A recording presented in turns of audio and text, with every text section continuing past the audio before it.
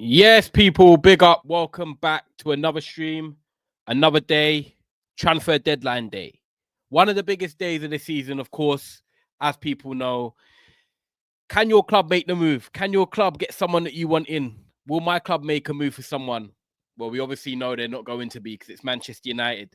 We won't be signing anyone this window, but there has been action. There has been movements. I just wanted to come on, drop my little thoughts about it. Make sure you do like the video, people. Make sure you do subscribe as well. I know that it's going to be manic with content everywhere because it's transfer deadline day. Everyone is probably live. Everyone's doing shows. But yeah, man, I just want to share my thoughts because obviously there's still a few hours to go. But, you know, there has been business being done. There are being clubs making moves, late moves, whether they've been accepted or rejected. And I want to talk through the main deals, really, and not just in the Premier League. I want to talk across Europe as well, see what's been going on there. So, guys, do get your likes and do get your subscriptions in, get your comments in as well, because I'll definitely be interacting with you lot. But yeah, man, it's transfer deadline day. We're live, and I think we just got to go straight into the action because I'm not going to go with the predictable angle of obviously Manchester United or Mathys Tel. I actually want to go down the first angle, which for me is Joao Felix, because this is a player that I think is a good football player. I've always liked Joao Felix for the way he plays, the technical side of the game, what he can bring to a team, but it's just not worked out at Chelsea. It really hasn't.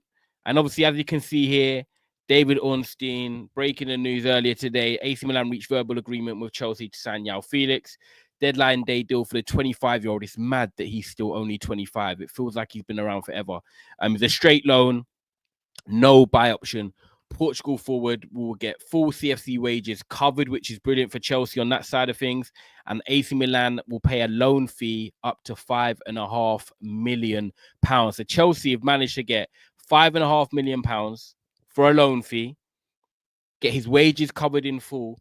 How do they do it? How do they keep doing this in the transfer window? They're just the masters. Chelsea know how to sell players. They buy players on these long-term contracts and get in before everyone else. Man, like, as much as I don't like Chelsea, I've got to salute them for the way they move in their operations and their board. Because when you think about it, it's basically February now. Well, it's the 3rd. So you got February, you got March, you got April, and you got May. If they're getting €5.5 million, they're basically getting just over €1 million per month. Plus, his wages are getting covered by AC Milan. So actually, they're making a bit of money. Like, that's going to go straight into the kitty for Chelsea to then use in the summer. And the mad thing is about this for me is that if Chelsea then go and buy some players in the summer, that extra $5 million they've never got could be the difference between signing a player or not signing a player. Imagine a player costs $55 million, right? And they're bidding $50 million. And then the club are like, no, do you know what? If you really want him, we want you to pay the $55 million. Well, Chelsea got the $5 million there. So it's perfect for them. Really? Absolutely perfect for them. And do you know what? I'm happy for Joao Felix getting this move. Personally, I actually think he's a player that's. I'm not going to say he's had it rough because he got a move to Atletico when he was 18 years of age. I think it was from Benfica. Didn't quite work out at Atletico under Diego Simeone. He's then gone to Barcelona. He's then gone to Chelsea twice. This is now his second stint. And out of all those clubs, he's never really been able to find his feet. He's had moments, but he's not actually he's not found his feet to the point where you're like, yeah, do you know what? This player is going into tier 1. Like, we all expected Joao Felix to go into that tier 1 bracket because of the potential we saw at Benfica, what he was doing there as a young talent. When he went to Atletico, I'll be honest with you, I thought that was the wrong move for him.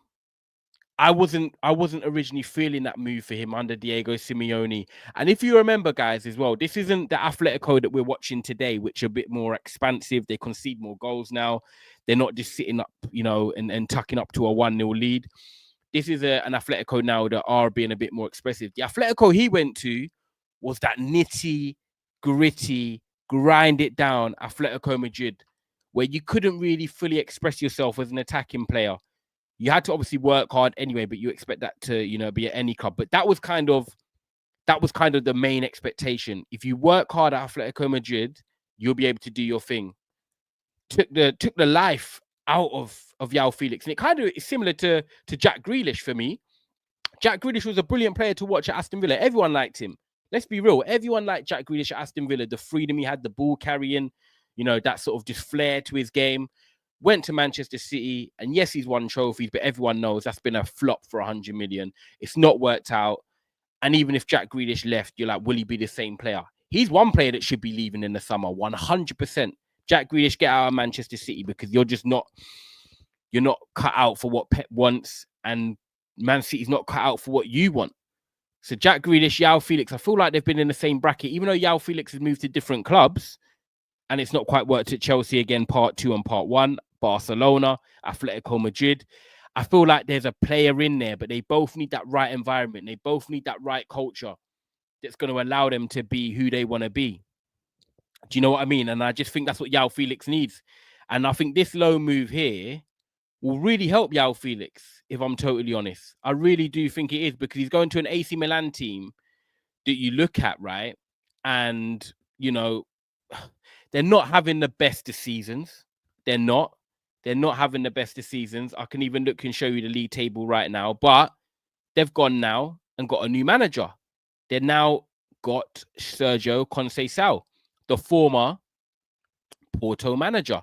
And you look at them, obviously, at the moment, they're not even in the top 7. You have to scroll down to see Milan in 8th position. That's not somewhere they want to be. That's not somewhere AC Milan want to be, especially when you look at them winning the Serie A title a couple of seasons back. For them to be in 8th place is just poor. The only difference is it looks poor, but then you look at the table and you look at Juventus in 4th, and it's 3 points. They have a lot to play for. They're still in the Champions League. They're still competing for the top 4. So you're going to a Milan team where the fans are really going to get behind you, and you can potentially make it work. Sergio Conceição, as a manager, likes to play 4-4-2, sometimes 4-3-3. He will mix it up. He will give Joao Felix opportunities. And also, because he's managed at Porto for such a long time and he understands the Portuguese league, you've got to also understand that's where Joao Felix is from. That's where he made his name. He might be the manager that can give Joao Felix that perfect opportunity to say, yeah, do you know what? I'm going to give you a chance. You're going to give me a bit of flair. You're going to give me a bit of creativity. And AC Milan, if I'm honest with you, they need that. They need that extra zip. They need that extra oomph. And I think the league will actually suit Joao Felix better than what the Premier League does. The Premier League is very quick, very up and down, very physical. I think being in a more slower tempo league where you'll get a bit more time on the ball will allow Joao Felix to link up with maybe Rafael Leao, Alvaro Morata, Christian Pulisic. I think that's a better situation for Joao Felix to be in. And do you know what? I know it kind of sounds mad, but obviously you look at Milan here competing for the top 4. Well, 3 points off. Joao Felix move reminds me of Kaká in terms of what he's going to look like in the kit. The hair, the Milan top, the way he's going to try and pick up the ball and ball carry, make something happen. I'm not comparing him to Kaká, by the way, but in terms of obviously he's going to play in a similar role in the central park, I think, with Rafael Leao on the left, Pulisic on the right. And he's going to give them a bit of creativity, a bit of something, that extra edge that they've been missing in the final third. And, it's going to be so interesting to see what he can do there at AC Milan. Get your likes in, people. Let me see some of the comments here. Big up Nick Nack. He says, Joao Felix is a strange one. Have to wonder why Chelsea signed him in the first place. I know, for 44 million as well. Very, very perplexed. I don't know if they signed him because they didn't want someone else to sign him, or they truly thought it was going to work, but it really hasn't. And he's had little cameos in the Conference League and the FA Cup and stuff like that. But come on, man. Someone the quality of Joao Felix, when he can be on top of his game and what he could potentially possess, you want to be playing regular football. 100%. You want to be playing regular football. And hopefully he can get that now. Big up, Mandelian. I love that. I hope you're well, bro. We could have done with Felix. Yeah, we could have. 100%. I actually thought, deep down, I thought we were going to make a late move for Felix, I just had a feeling with Nkunku not coming, with Mathys Tel not coming, I thought one player that would fit our formation, fit the 3-4-2-1, left 10, right 10, give him an opportunity under a Portuguese manager. I thought Manchester United would have made a move for Felix, and it would have been a deal that we could have got done. 100%. But then again, when you think about it, the fact that Milan have paid the 5.5 million loan fee in euros, and Manchester United have reportedly not wanted to pay the 5 million for Mathys Tel. Maybe we looked at the Felix deal when they quoted us the same. We want 5 million. Bayern Munich, the same. And the club has said, well, we don't want to pay for any of them. We want a straight loan. We'll cover the wages with Rashford gone, with Anthony gone. And the clubs couldn't come to an agreement. So maybe that's what happened with Felix. It wouldn't surprise me if we inquired, but maybe the fees put us off. And yeah, with Felix, not cut out for the Premier League football, perhaps. But has he been given a chance? I don't think he's been given a fair chance. That's what I don't think about him with Felix. He's not been given a fair chance. I definitely think there's a player in there, no matter if it works in the Premier League or not. I just don't know if it will work for him at Chelsea. And I do see him leaving in the summer. But I'm kind of excited to see what he can do in Milan. If anyone watched the Milan derby on the weekend, it was only a 90th minute equalizer from Inter that saved them from losing against AC. And only a few weeks before that, AC Milan beat them in the Super Cup in Saudi Arabia. So it's going to show that Conceição's coming in and he's getting results against the best team in Italy, which is Inter.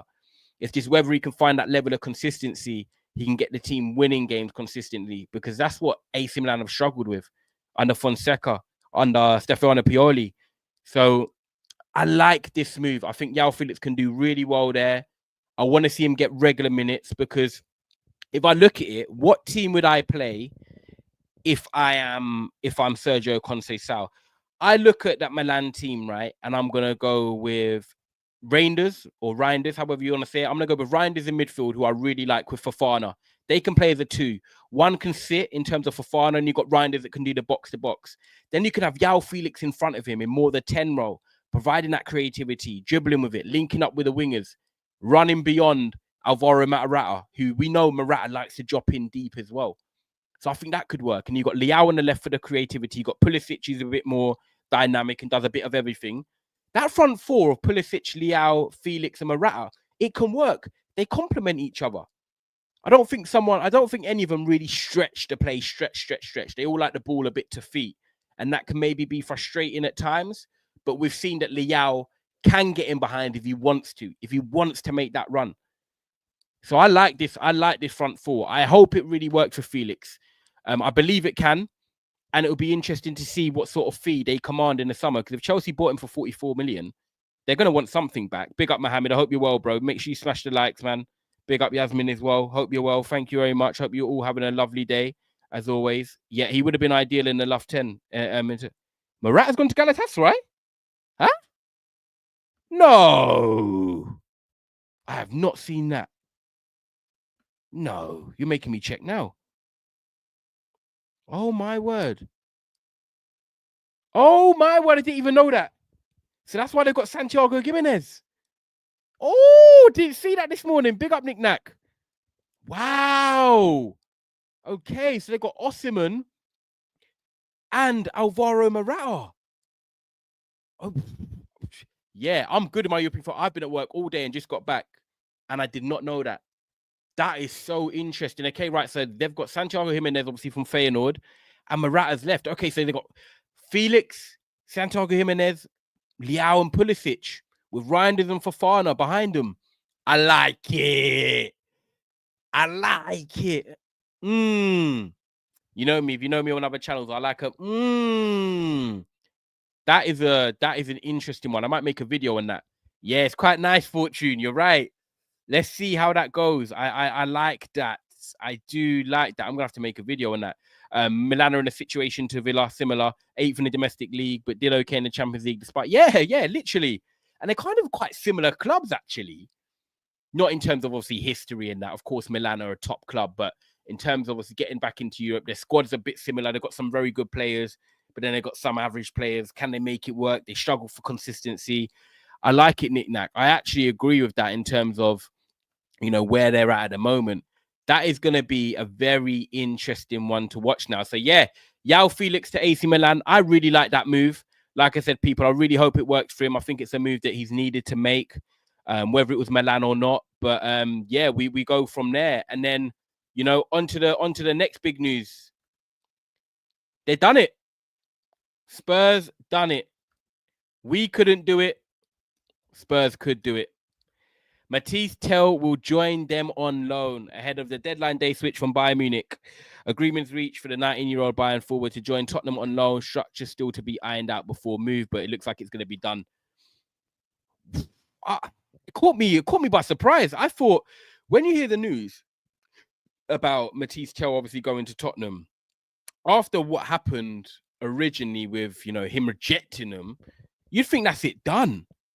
Whether that's true or not, look, that's reports at the end of the day. That's what's come out and said originally. Mathys Tel's rejected Spurs. He's holding out for other moves. He didn't want to move maybe permanent as well to a club like Spurs, who are a bit up and down and not in the right direction right now. Fans in dispute about the manager.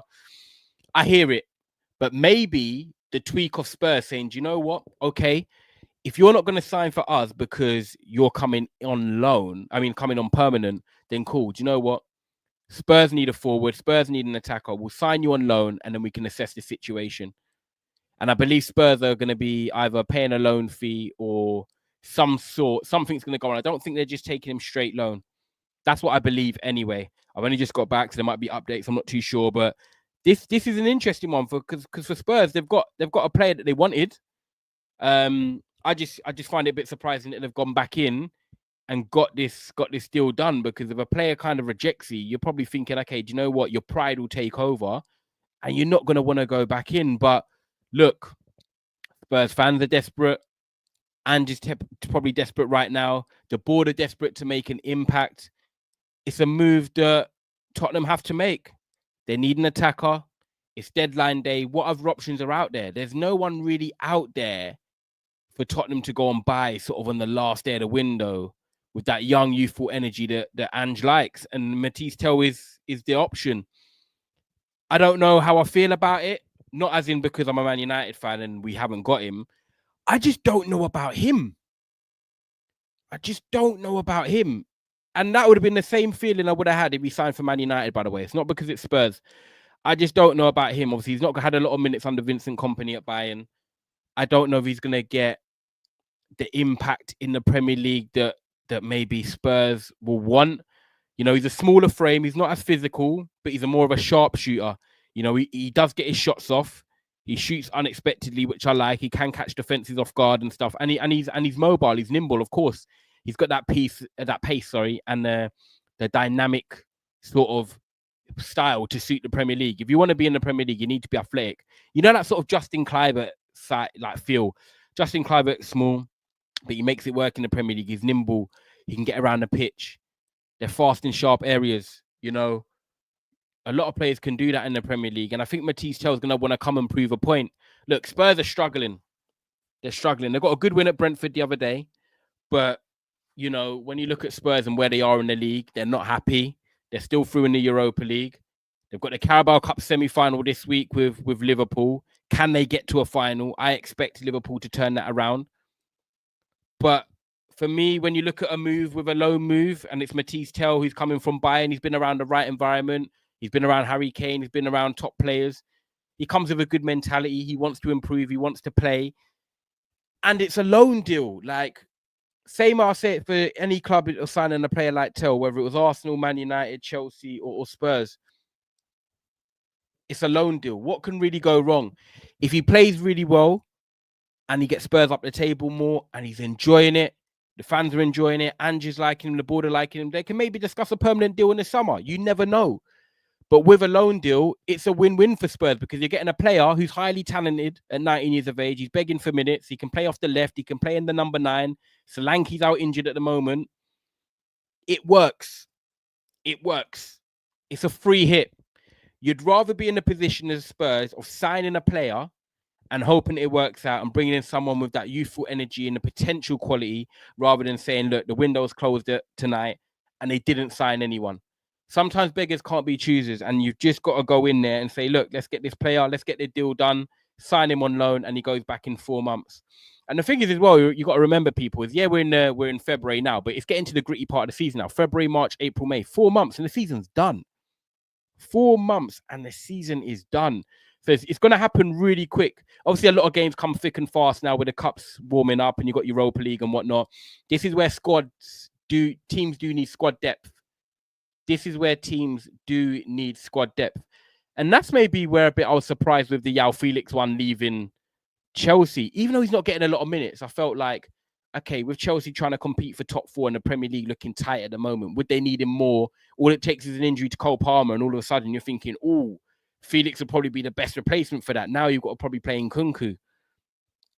You know, they haven't. Enzo could probably play there in the number 10, but you look at Joao Felix as the first one in that front line for me that I'll be like, right, I'm bringing on. But he likes Pedro Neto. He prefers him. He likes Madueke. You know, he's got Nkunku. Maybe Maresca wants a small squad. And like I said, going back to Tel, in terms of him, I think he comes in and he probably starts, to be fair.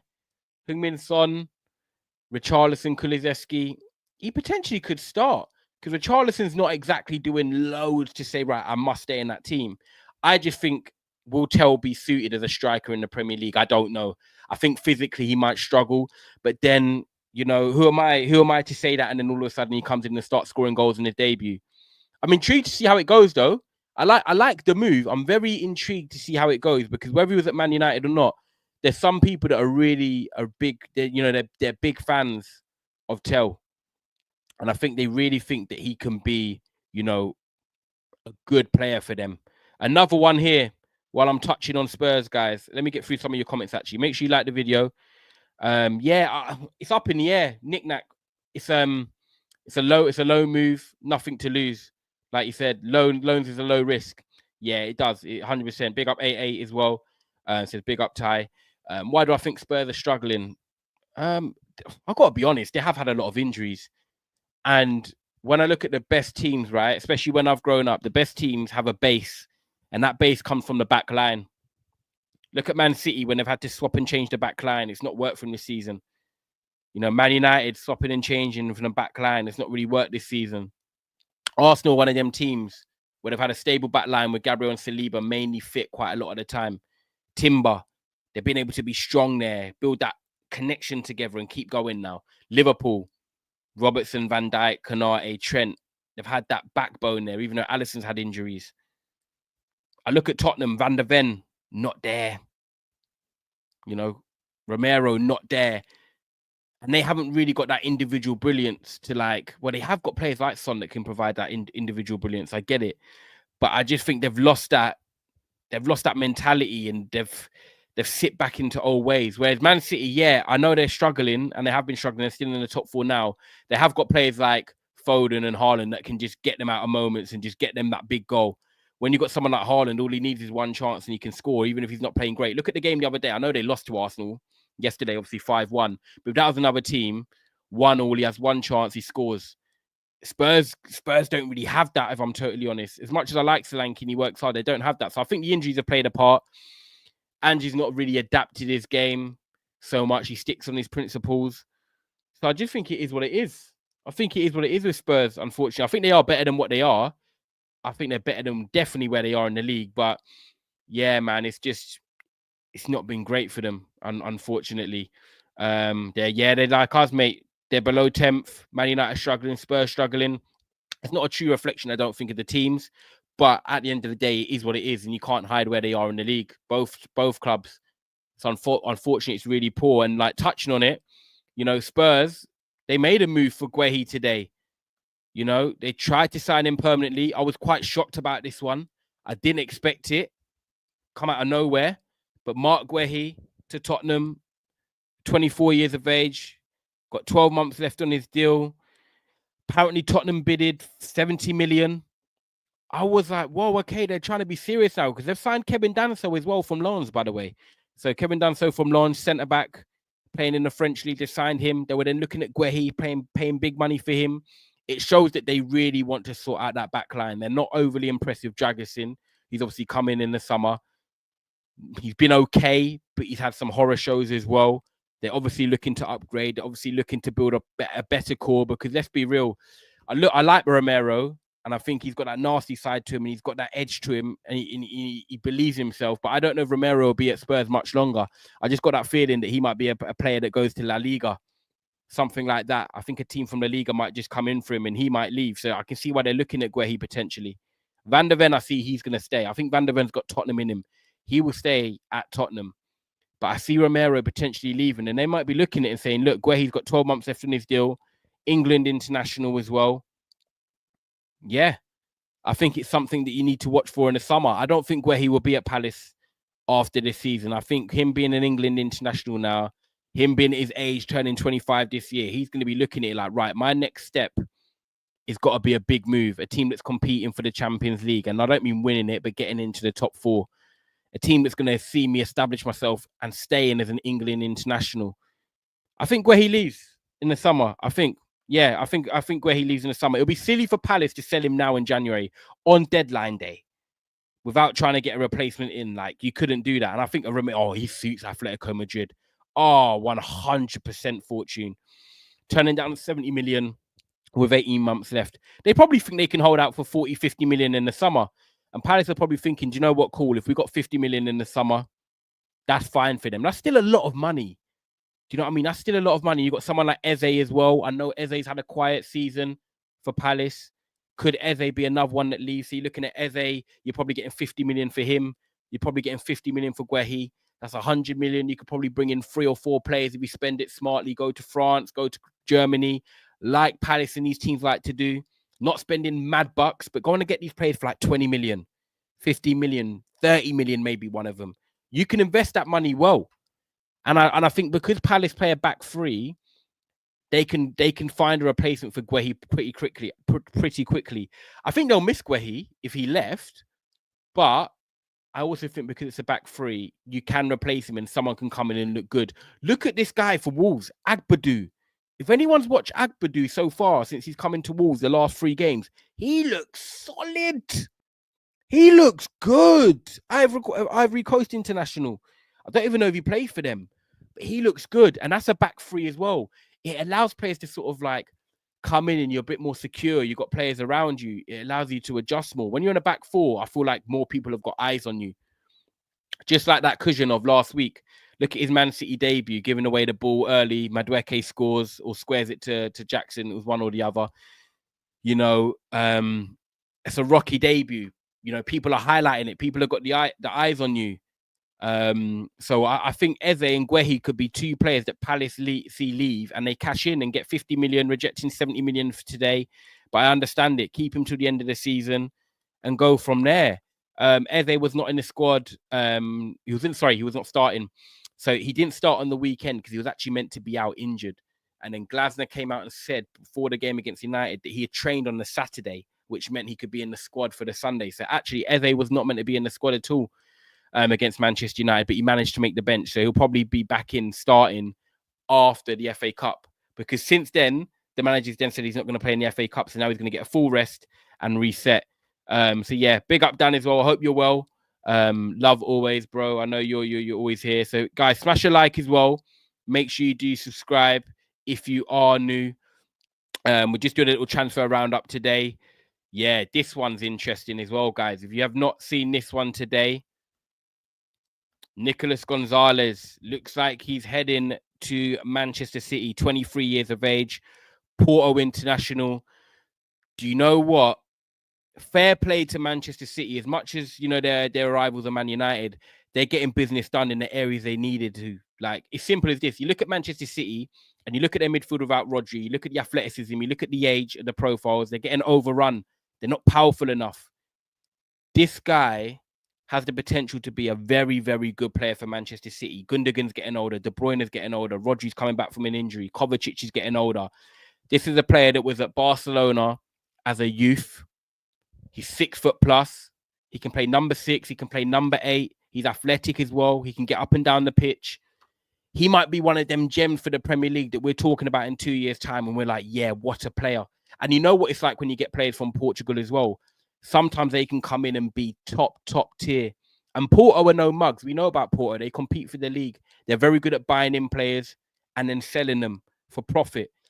And it looks like Man City have gone there with a clear identity of we want Nico Gonzalez, and they've got their number 1 target. And I'm so excited and intrigued to see what this player can bring to the Premier League. I feel like he's an unknown quantity and people are going to be waiting and watching, and he could dazzle. You know, Man City are needed to sort their defense out. They've been needing to sort the second market in the striker out, and they've been needing to sort the midfield out. They've got Kujanov, they've got Victor Rise now as well coming over from Brazil. They've got Nico Gonzalez, in midfield. They've got Omar Mamouche that can play off the left and can play as a second striker, a bit like a Julian Alves replacement. I've got to be real. Like, they're making smart signings and signings for the long term. The age profile of what they're doing now, the demographic is rebuild. Man City are looking at the rebuild. Mamouche under 25 or 25. Do you know what I mean? You've got Victor Rice, young, less than 20. Kuznetsov, younger than 20. You've got Nico Gonzalez, 23. Smart rebuild for Manchester City. And sometimes you need to look at it, right, and say, do you know what? We're going to take a step back, reset, and go again. Because you can't maintain that level of being, at the top for forever. You can't be at the top forever. And that is the truth. And Man City will know that. They've never been at the top before. If I'm actually honest with you, they've never been at the top before. So they're not really been used to it. So I think they've loved the ride. They've accepted it. And also they're more capable to accepting that, okay, we're not going to be at the top forever. Let's take a step back, because they've done the relegation. They've done the step backs. They've never been winning leagues until the last 10, 15 years. They're probably like, cool, do you know what? It's been a great ride winning 4 out of the last 6 Premier Leagues. We know this squad is aging. We know this squad is resetting. We need to rebuild it. We need to go again. And the profiles they're signing right now with players like Nico Gonzalez, Kuznetsov, Victor Rise, Omar Mamouche is screaming rebuild. And they could be a good team again. Give it 2 years. They're going to have the summer window. They're going to have another window next year. They could be strong again. I'm not saying they're going to dominate, because I don't think the team they're building right now is going to scream domination, if I'm totally honest. But what it is going to do is going to bring the competitive edge. They're going to be up there, always challenging or, doing their thing, because they're going to have Foden. They're going to have Haaland. They look like the 2 mainstays now that are going to be part of the main infrastructure. Foden, the new KB, Haaland is Haaland anyway. And then if you can fill the gaps around them and get some quality there and make a good team, Man City will be fine. And I'm really, really intrigued to see how this midfielder gets on. I haven't watched loads of Nico Gonzalez myself, bits and pieces, but in terms of what I've seen people say about him and his profile coming through the La Masia side of things, that Barcelona technical ability, being energetic, being 6 foot, it screams everything you'd want in probably a Premier League midfielder when you're looking at them. So, whatever happens in Man City in their charges, I'm not clued up on the contract side of things of that and all of their, what's gone on there. But at the end of the day, I've just got to talk on the facts and the business they're doing. And Manchester City seem to be actually going out there and rebuilding. And I wish Man United were doing the same. But unfortunately, we have not done that, which is a shame. So, yeah, that's Nico Gonzalez to Manchester City, 60 million clause. That should be done. And like Fortune says, I wish we were more proactive than reactive, but it is what it is. Yeah, you're right. And that's why I'm going to touch on Man United, because at the end of the day, guys, I'm going to do a video on it more tomorrow. I think I'm going to let the transfer window end, and then I can do a proper reflection tomorrow. I'm going to be live with Saeed 5 till 6 tomorrow, then my channel at 6 o'clock, so make sure you're here. But Man United, no more signing this window, guys. No more signings this window. And I'm not surprised. Look, I'm going to be real with you. As much as I wanted Man United to sign players, I knew I would not see more than 2 names come through the door. We got one, and you could say Diego Leon, obviously, at left back. Aiden Heaven, obviously, on a free from Arsenal, a youngster. But I'm talking like, no disrespect to them young guys. I'm all about signings, people that can come into the starting 11. Do you know what I mean? People that could, like a Mathys Tel, even if it was on loan, someone that you're like, okay, he could start on the weekend. Simple as that. Man United have obviously got rid of Anthony. I think Real Betis are paying 70% of his wages. You've got Rashford going. Villa paying a high percentage of his wages. Malacia did end up staying. Casemiro ended up staying. Eriksen ended up staying. Look, we got rid of some players on the wages side of things, but we didn't get a lot of money coming in terms of finances. It's more wages released rather than actual John Duran settings where Villa have got 60 million. Do you know what I'm saying? So that where I stand in it is, I think Man United are right. I'm not sure how this one's going to work out, by the way. Asensio, maybe because he was at Real Madrid, the hype's hard to carry through. I think he's a solid player. It might work. Him and Leon Bailey can rotate. Let's see. But yeah, like we haven't got first team guys, like starting 11 guys. Do you know what I mean? And I think you're right, Dan, as well. You need the balance of experience as well to go with it. You definitely need some experience. And Manchester United haven't really done well the window. Like, I'll be honest with you, it's been disappointing for most fans. That's what they'll say. For me, I expected it. I just didn't see Man United buying a lot of players this window. I think we've gone out and got obviously Patrick Dorgu, which we needed a wing back. If you were going to say to me, look, Man United need to sign a player this window, I would have said get a wing back in. Just because you can see when we're attacking and when the team are playing, Mazraoui's not so comfortable with it. Dallow's not so comfortable with it. When we get into the final third, we're lacking that extra something. And when Ahmad has played at wing back, that's when Man United have looked at their best. But I don't want Ahmad playing as a wing back. But it shows to you when you've got an attacking wing back who is naturally a winger, Man United look better. Man United look better.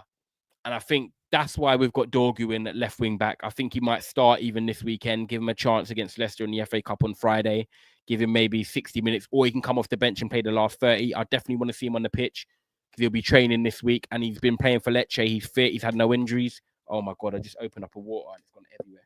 Oh my God, 1 second, guys. Well, that wasn't meant to happen. Went all over my phone. Brilliant. Brilliant. That's transfer deadline day for you. That's how it must feel as a United fan. Water everywhere, and I've got to use my jumper now to wipe it. Brilliant. All over the laptop. Cheers, Ineos. Sorry, guys. There you go. That's what happens when you're live. When you're live on streams, accidents happen. The water went flying everywhere. But yeah, like with Man United, we had to get Patrick Dorgu in. We had to get the wing back in, which is essential. And I'm intrigued to see how much we improve. I don't think we're going to improve loads. I just think it's going to be nice to see a natural wing back there, and it's going to look pleasing on the eye, but it's not going to make the whole team play better. I don't think one signing can do that. I don't think one signing can make Man United better all of a sudden. That's 100% the truth and how I see it. So it's gonna be good to see Dorgu coming in. But yeah, the summer is massive. It's already come out that Man United are focused on the summer. You know, it's clear that is what it's gonna be. The message to Amorim, and Amorim probably knew that. So it's gonna be looking at 2 midfielders. It's gonna be looking at a number 10. It's gonna be looking at a striker. I think centre back is the only position that we're gonna leave alone, and the goalkeeper market this summer. Goalkeeper, we might get number 2 if we have enough money and finances. But look, we need to get another wing back in. We need to get 2 midfielders in. We need to get a striker in and a number 10.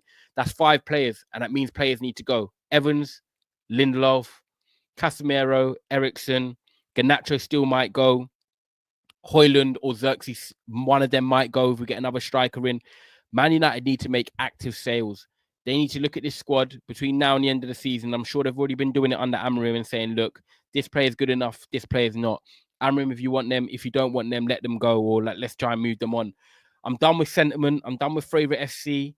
Man United need to actually just do what's best for Man United and, you know, get the right profiles in. We can see that these players are struggling. And by the way, there's an interesting point, and I'm going to talk about it tomorrow as well. Apparently in the magazine, right, the Man United magazine, there was an interview with Agate, and Agate apparently said that Manchester United players have been struggling to adapt to Amorim's methods and have been asking him a lot of questions. That says a lot to me. You know, that's clear that, you know, the players are not really fully understanding it. You know, a guy's having to help them, and they're just struggling. They're 100% struggling, and it shows that we're going to need players in that understand that formation and understand the profile and the demands of Amorim. Otherwise, we're going to be in a tricky place come this time next season. But I really want it to work for Amorim. But the summer is so crucial. It could be one of the most important summers ever. Evans, Lindelof, Anthony, Eriksen, Mount, Shaw, Højlund, Xerxes, Casemiro, Rashford too. Yeah, there's so many players are going to leave. Wow. So many players. Some are on loan now. Some are still here. I think maybe Xerxes stays out of all of them. One of Xerxes or Højlund. I don't think Luke Shaw goes. Mount is an interesting one. Will Amorim give him time? Will he be patient with him because he believes that he likes the profile, but it's not worked? But all of them could go, and I'm not going to moan. Put it that way. If any of them left, I'm not going to be like, oh my God, why are they leaving? Nah, we can't sell them. Anyone can go. Like Adrian Broner says, anyone can get it. Africans, Americans, like, you know what I mean? Everything. Anyone can get it. I don't know if there's communication issues, because I think Amorim's English is fine. I don't ever listen to him or think there is communication issues. I just think he goes into so much detail into what he wants and what he demands and what he expects that the players are just finding it hard. And when you're not winning games as well, you're finding it even harder because your confidence is low. Then you've got to try and listen to a manager that you might not be believing in fully, because you're like, right, we're losing games. You're not changing. You're not adapting. It becomes a mental battle as well. And you've got to focus and then try, and it's hard. It probably sounds easy, but it's hard. Language barrier. I think most players probably do speak. Yeah, I don't know. I think most players that would be playing would be able to understand basic English. I don't know. It's a hard one, Nick-Nack. It's a hard one, but obviously Man United right now are not going to be making any more signings. So overall, you'll probably rate it a window of like 3 out of 10. You know, got rid of Rashford that you wanted to get rid of, got rid of Anthony that you wanted to get rid of, didn't bring a replacement in, so that's not great. Got a wing back that we wanted, didn't bring in other players.